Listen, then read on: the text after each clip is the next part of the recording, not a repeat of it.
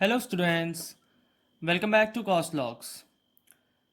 हमारे चैनल पे केमिस्ट्री की एक सीरीज़ चल रही है जिसमें हम लोगों ने लास्ट टॉपिक रेजोनेंस कवर किया था, जो कि इलेक्ट्रॉन के डिस्प्लेसमेंट्स हैं।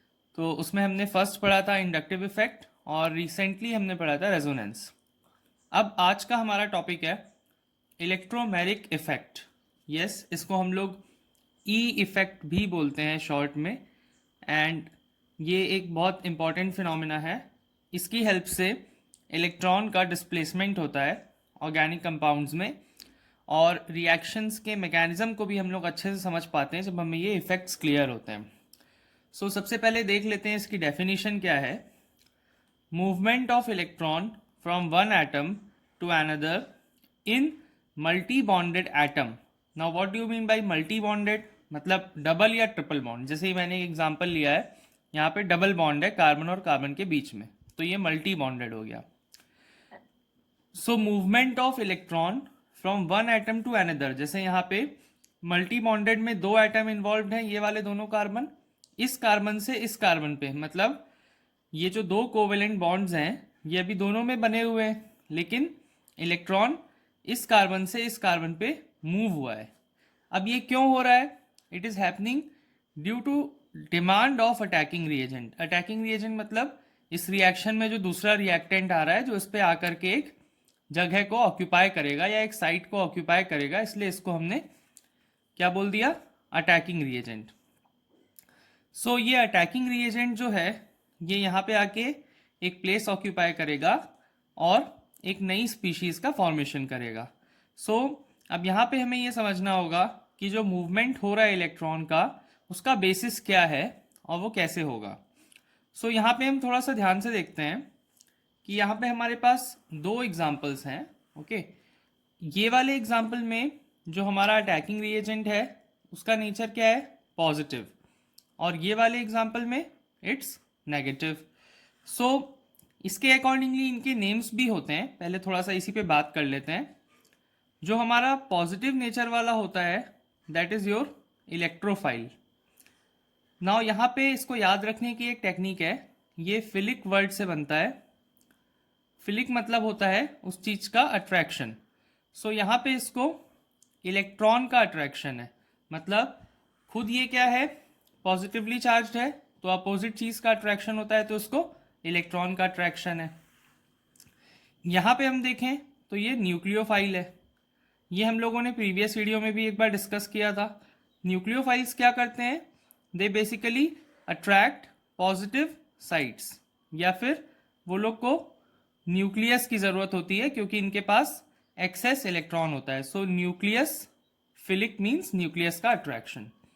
ओके, अब हम यहाँ पे देख लेते हैं कि ये अटैकिंग रिएजेंट जो है वो पॉजिटिव नेचर का है, तो ये मूवमेंट पे कैसे इफेक्ट डाल रहा है वो समझ लेते हैं। अब आप देखिए, ये अटैकिंग रिएजेंट ये वाली साइट ऑक्यूपाई कर रहा है, मतलब ये वाली।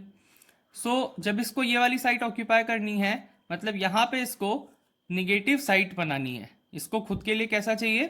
यहाँ पे निगेटिव साइट। तो इसने क्या किया? अपनी प्रेजेंस में इलेक्ट्रॉन को इस कार्बन पे मूव करा लिया। तो ये वाला जो कार्बन है ये एक निगेटिव कार्बन हो गया और ये एक पॉजिटिव कार्बन हो गया। क्योंकि यहाँ पे एक इलेक्ट्रॉन शिफ्ट हुआ है इधर पे, तो इसको पॉजिटिव चार्ज मिला, इसको नेगेटिव मिला। तो ये नेगेटिव साइड क्रिएट होने की वजह से जो पॉजिटिवली चार्ज हाइड्रोजन था उसको आसानी हो गई अटैक करने में, और ये हमें एक स्पीशीज का फॉर्मेशन हो गया। ई इफेक्ट में क्या हो रहा है? Movement of electron from one atom to another on the demand of attacking reagent.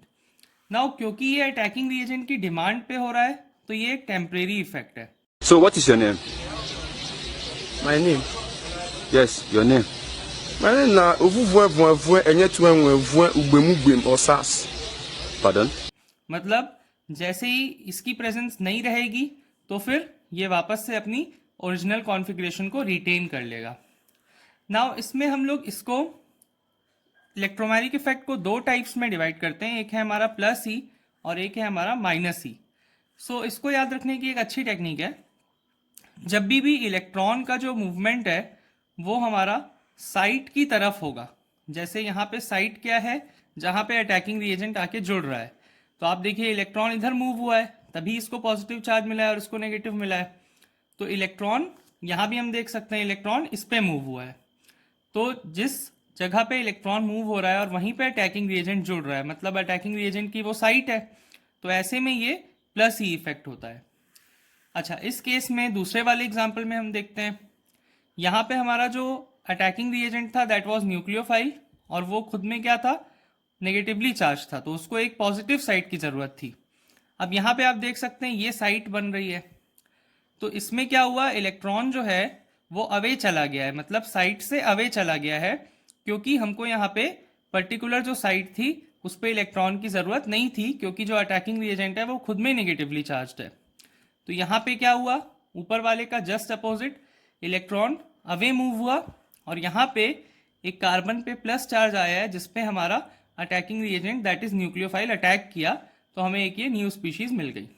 तो इसको हम लोग बोलते हैं माइनस ई इफेक्ट, क्योंकि यहाँ पे जो इलेक्ट्रॉन का मूवमेंट हो रहा है दैट इज अवे है फ्रॉम आवर साइट।